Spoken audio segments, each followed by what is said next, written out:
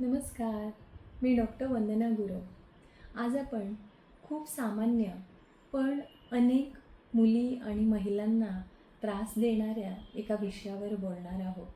यामध्ये पोटदुखी आणि अस्वस्थता अनेकींच्या जीवनावर, दैनंदिन जीवनावर परिणाम करत असते आणि म्हणूनच आजचा आपला विषय आहे डिस्मेनोरिया. मग आज आपण डिस्मेनोरिया म्हणजे काय, त्याची कारणं काय आहे, त्यामध्ये प्रायमरी डिस्मेनोरिया, सेकंडरी डिस्मेनोरिया म्हणजे काय, या दोन्हींमधला फरक काय असतो आणि याचं मॅनेजमेंट कसं असतं हे आज आपण पाहणार आहोत. तर डिस्मेनोरिया म्हणजे मासिक पाळीदरम्यान होणारी पोटदुखी किंवा अस्वस्थता. तर यामध्ये काहींना कंबरदुखी, काहींना उलट्या होतात, काहींना जुलाब लागतात. तर अशी वेगळी वेगळी लक्षणं आपल्याला पाहायला मिळतात आणि याचे मुख्यतः दोन प्रकार आहेत, प्रायमरी डिस्मेनोरिया आणि सेकंडरी डिस्मेनोरिया. तर आज आपण हे दोन्हीही प्रकार पाहणार आहोत आणि या दोन्हींमध्ये काय फरक आहे तो आपण जाणून घेणार आहोत. तर आता आपण पहिला प्रकार पाहणार आहोत, ज्याला आपण प्रायमरी डिस्मेनोरिया असे म्हणतो.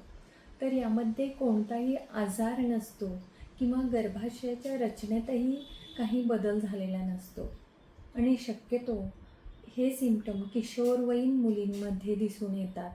तसंच जसं जसं ओव्हुलेशन वाढत जातं तसं तसं काहींमध्ये हा त्रास जास्त जाणवतो. तर या प्रकारामध्ये जर आपण कारणं पाहिली तर हा शक्यतो गर्भाशयाचं कॉन्ट्रॅक्शन मासिक पाळीदरम्यान जे होतं किंवा त्यालाच आपण आकुंचन पावणं असं म्हणतो, त्यामुळे होतो. यावेळेला प्रोस्टाग्लॅंडिनचं प्रमाण वाढतं आणि त्यामुळं रक्तपुरवठा कमी होतो आणि मग मळमळ, पोटदुखी किंवा काहींना लूज मोशनसुद्धा या कालावधीमध्ये दिसून येतात. दुसरा प्रकार पाहिला त्यालाच आपण सेकंडरी डिस्मेनोरिया असे म्हणतो. हा प्रकार शक्यतो काही ठराविक आजारांमुळं दिसून येतो. तर यामध्ये आजार पाहिले तर एंडोमेट्रियोसिस, ॲडेनोमायोसिस किंवा पिशवीमधल्या गाठी, त्यालाच फायब्रॉइड युटेरस असे म्हणतो, किंवा PID ज्याला पेल्विक इन्फ्लेमेटरी डिसीज, ज्याला आपण पिशवीला काही सूज वगैरे असेल आतून, तर अशा काही आजारांमुळं महिलांना मासिक पाळीदरम्यान लक्षणं दिसून येतात. तर म्हणजे आधी काही त्रास नव्हता आणि बऱ्याच जणांना डिलिव्हरीनंतर, ऑपरेशननंतर असे त्रास जेव्हा सुरू होतात त्यावेळेला मग हा त्रास सेकंडरी डिस्मेनोरियामध्ये येतो. तर याची लक्षणं काय असतात, तर याची लक्षणं ही तीच असतात. पोटदुखी असते, काहींना कंबरदुखी असते, काहींना डोकंदुखी असते, तर बऱ्याचदा मळमळ, उलटी होते, मूड स्विंग्स होतात, काहींना मांड्यांमध्ये सुद्धा कळ असते. अशी बरीच प्रायमरी डिस्मेनोरिया सारखीच याच्यामध्येही लक्षणं दिसतात, पण याची कारणं थोडी वेगळी असतात आणि याचा वयोगटही थोडा वेगळा असतो. तर आता आपण पाहणार आहोत या वेदना नेमक्या कधी सुरू होतात.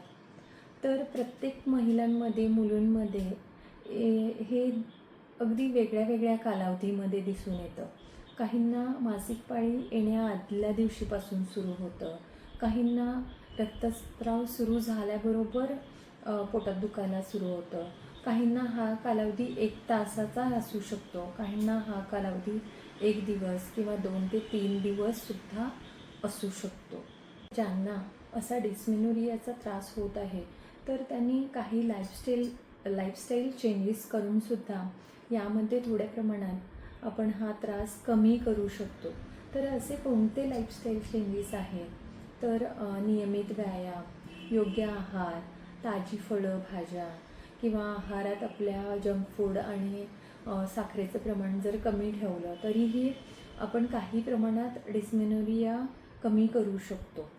पण हे सगळं करूनसुद्धा जर आपल्याला मासिक पाळीदरम्यान पोटात दुखत असेल, उलट्या होत असतील किंवा मळमळ होत असेल किंवा रक्तस्राव जास्त होत असेल आणि त्रास सहन होत नसेल, तर मग त्यावेळेला आपल्या जवळच्या डॉक्टरांचा सल्ला घेणं खूप महत्त्वाचं आहे.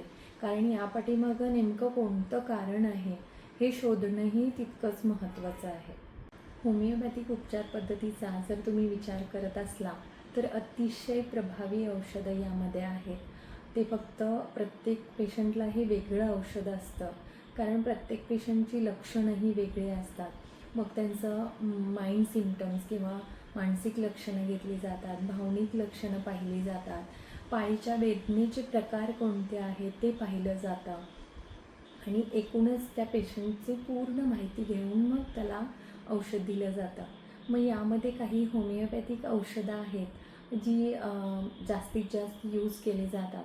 ती म्हणजे पल्सेटिला आहे, बेलाडोना आहे, कोलोसिंट आहे किंवा कॅल्केरिया कार्ब, अशा अनेक रेमेडीज आहेत ज्या प्रत्येक पेशंटच्या कॉन्स्टिट्यूशननुसार बदलतात आणि त्यांनी तुम्हाला नक्कीच योग्य फायदा होईल आणि डिस्मेनोरियामधून तुम्ही मुक्त होऊ शकाल. तर आजचा हा व्हिडिओ तुम्हाला कसा वाटला, यूजफुल वाटला असेल तर लाईक करा, शेअर करा आणि सबस्क्राईब करा आणि कमेंटही करा. धन्यवाद.